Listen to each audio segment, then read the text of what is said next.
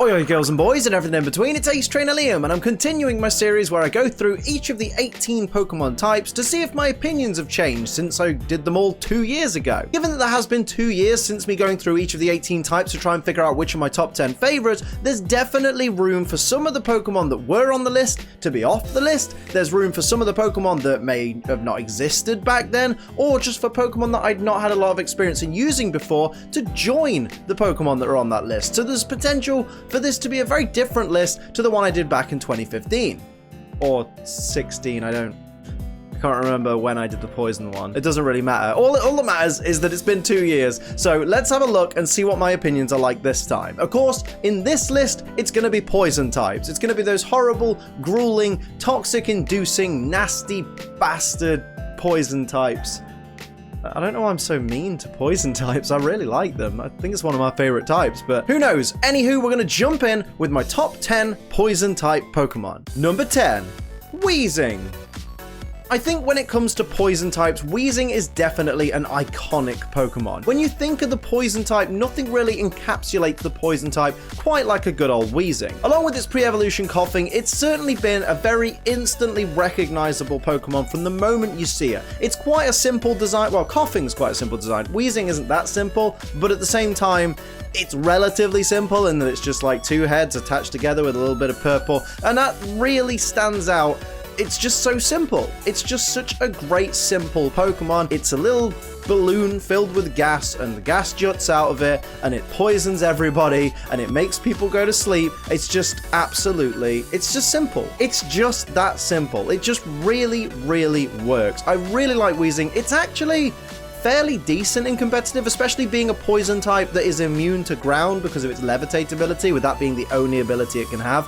I probably would have given it something like Aftermath as well as levitate, like so you can switch between the two, but then at the same time, that'd probably make it a little bit too similar to things like Drifblim, even though that's not a poison type, but it's still a balloon. You get what I'm talking about. I hope you do. If you know what I'm talking about, let me know in the comments down below. But all in all, Wheezing is a great Pokemon. It's got that great simple style that I was talking about. It's got decent capabilities in battle, and what more could you want from a Pokemon than those two exact things? Number 9, Gengar.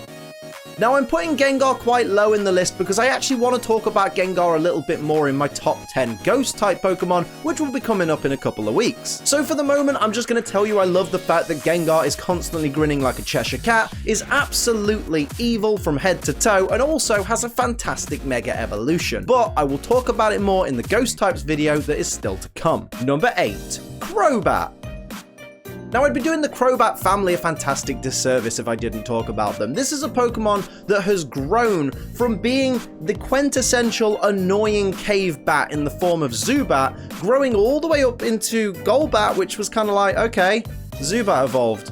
What do we do with it now? It's pretty lame. And then it got a huge speed boost and became Probert. Probert is a fantastic Pokemon to use in battle because it's fast, it's got great capabilities when it comes to things like poisoning opponents, it can be great with acrobatics because it's got decent offensive stats as well. It's overall a fantastic Pokemon to be able to use, and it certainly looks absolutely incredible. Probert in general just looks really cool, really sinister. I like that it's very similar to Zubat and Golbat in a way, but also it's drastically different at the same time in terms of color scheme, face shape, everything like that. Just makes Probert stand out on its own as what could have potentially been a standalone Pokemon, but at the same time, it still fits really well into the Zubat family, so it's kind of swings and roundabouts, really. Like, it's just so cool. I really, really like it. And I actually, unpopular opinion, really like its shiny form as well. Number 7,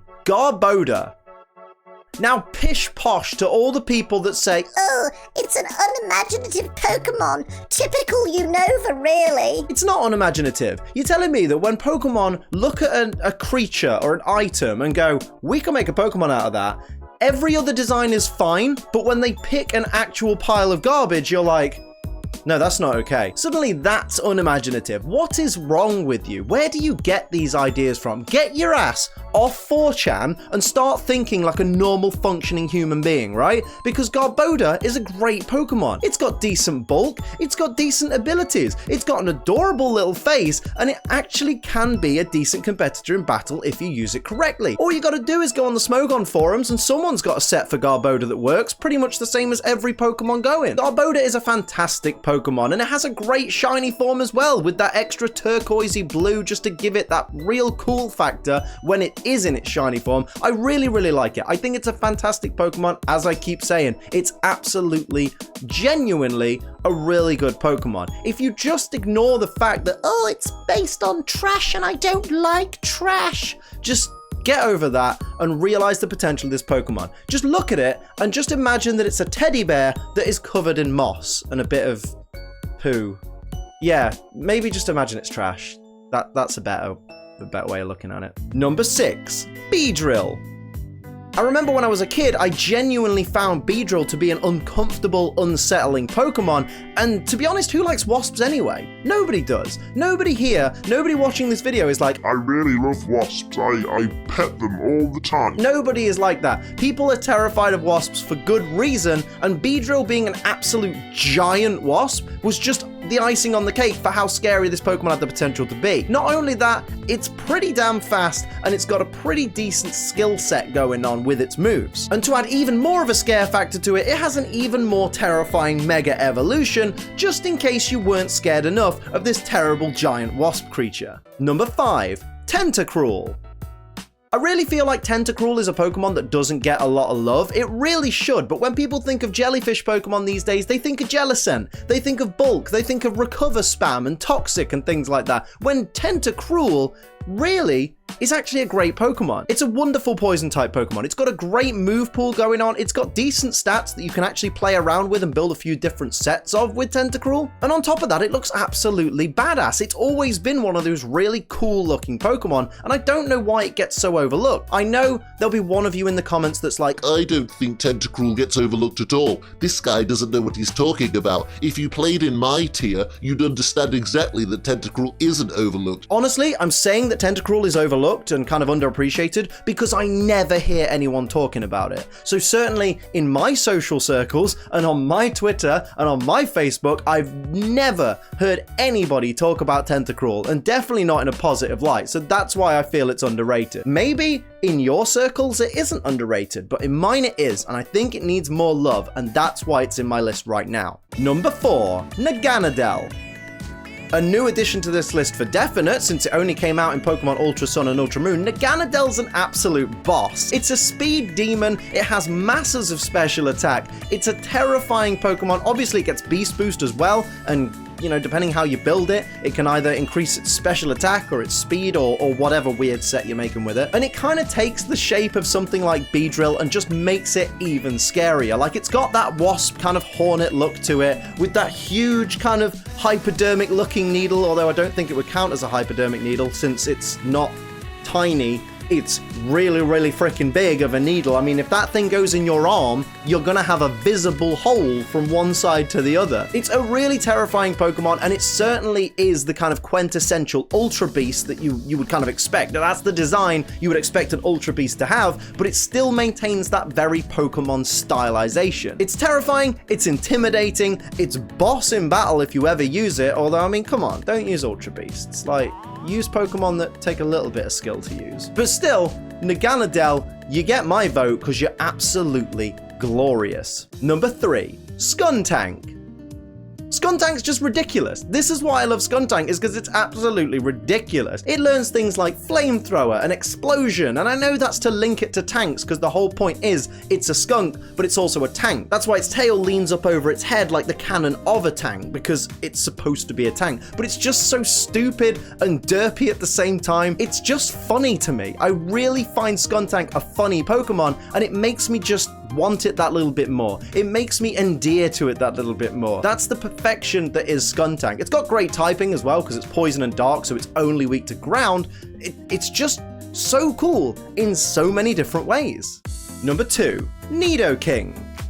Nido King is one of those Pokemon where it doesn't matter what generation it would have appeared in, it always would have been looked at as a badass Pokemon. It looks absolutely boss, it looks absolutely menacing and intimidating, and it's just so freaking cool. It looks like the kind of monster that you wanted to have on your team as a child. And I definitely think it will go down as one of the best Pokemon designs of all time. I know it's a little bit similar to Rhydon, and I'm always riding Rhydon all the time about how great it looks, but Nido King is another perfect example of how a Pokemon should look. It's a terrifying thing. It's a weird kind of bipedal, almost lizardy yet still mammalian creature, and it works so well. It looks like your intimidating kind of Saturday morning cartoon TV character monster kind of thing, and it really, really works. It can be used effectively in battle, although it's arguably outclassed by other poison types and other ground types, but it certainly has a special place in the Pokemon world. Nido King is instantly recognizable, and for real good reason. Nido King is an absolute beast of the Pokemon world,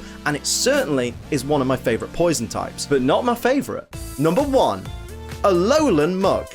Now, I'll be one of the first people to say, when I first saw Muck back in the day, I didn't really feel like I was much of a fan of it. Like, it was a poison type, it was purple, it was a puddle of goo. That's all it really had going for it. So years went by, 20 plus years in fact, and then suddenly Pokemon decided, hey, we're gonna make Muck a dark type, and we're gonna make it like oil splat kind of rainbow effect colors, and they're going to move all the time with its movements, and it's going to be really amazing. And of course, adding the dark type's going to make it only weak to ground, and it's still only a 2x weakness, so Muck's suddenly going to be a really incredible Pokemon. And to my amazement, it worked. Like, Alolan Muck is really, really cool, really, really fun to use in battle, and just really, really fun to look at. They've taken a design that was so ridiculously simple, that's one of the most frowned upon Pokemon designs because it's just far too simple, and it's not even that big of a difference from its pre-evolved form Grimer, and they've just taken it to a whole new level and made it a fantastic Pokemon to have on your team. I really, really love everything they did to Alolan Muck, and whilst Power of Alchemy isn't the greatest ability in the world because it means your ally has to faint in order for you to actually gain an ability, which is a bit lame really, at the same time,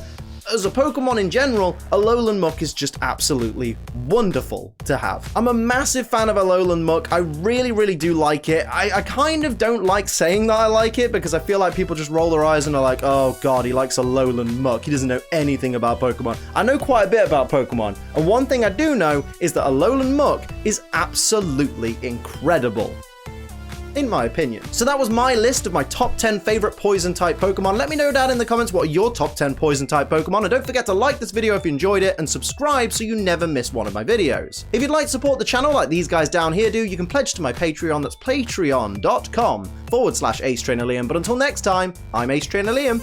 Keep on training.